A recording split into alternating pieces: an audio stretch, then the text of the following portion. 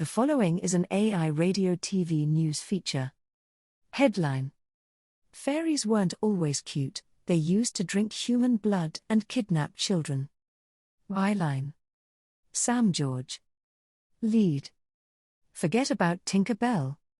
Story: When most people think about fairies, they perhaps picture the sparkling Tinker Bell from Peter Pan or the other heartwarming and cute fairies and fairy godmothers that populate many Disney movies and children's cartoons. But these creatures have much darker origins, and were once thought to be more like undead blood-sucking vampires. In The Secret Commonwealth of Elves, Fauns and Fairies, 1682, folklorist Robert Kirk argued that fairies are the dead, or of a middle nature betwixt man and angels. This association is particularly prominent in Celtic lore. Writing in 1887, Lady Jane Wilde popularized the Irish belief that fairies are the fallen angels who were cast down by the Lord God out of heaven for their sinful pride, and the devil gives to these knowledge and power and sends them on earth where they work much evil. At first sight, the current innocent idea of fairyland seems as far away from the shadowy realms of the dead, and yet there are many resemblances between them. Despite their wands and glitter, fairies have a dark history and surprisingly gothic credentials. So why did we lose our fear of fairies, and how did they come to be associated with childhood? How fairies lost their bite. When J.M. Barrie's Peter Pan debuted in the early 1900s, it was widely believed in society at that time that fairies were inhabited a shadowy spirit world. Fascinated by angels, ghosts and vampires, Victorians, subsequently Edwardians, increasingly saw fairies as the souls of the dead. Rather than dispelling fairies, the First World War and the loss of many loved ones heightened a belief in airy spirits and occult methods of communicating with them.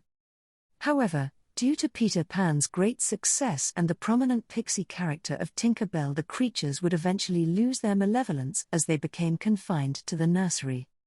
Barrie famously equated the origin of fairies with children. When the first baby laughed, its laugh broke into 1,000 pieces. That was the beginning of fairies. This is far from the malevolent fairies and their shadowy history in folklore. In these stories, they steal children, drive people insane, blight cattle and crops, and drink human blood. Barrie, of course, was aware of their dark side.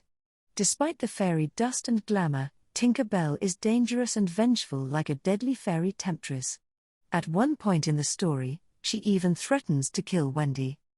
Peter Pan, or the Boy Who Would Not Grow Up, debuted on stage at Christmas in 1904. It was inspired by performing fairies in popular shows such as Seymour Hicks's Bluebell in Fairyland.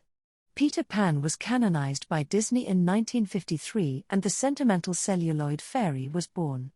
The cutesy and youthful fairies of contemporary children's TV are a result of this Disneyfication. Blood-hungry demons.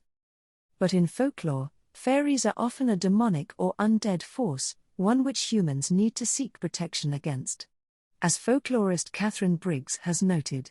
In her Dictionary of Fairies, she wrote, "People walking alone by night, especially through fairy-haunted places, have many ways of protecting themselves.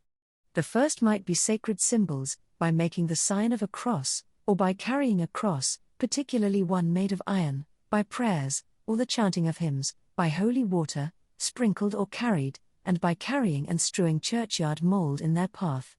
Bread and salt were also effective, and both were regarded as sacred symbols, one of life and the other of eternity. What is more, fairyland has a hunger for human blood. This links fairies to the vengeful dead and to vampires.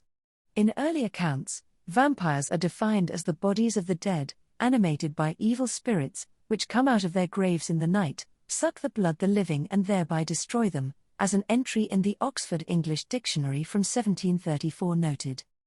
Diane Purkis's History of Fairies includes a Scottish Highland legend which warns that you must bring water into the house at night, so the fairies don't quench their thirst with your blood. Very old fairies, like vampires, were said to wrinkle and dry up without fresh blood.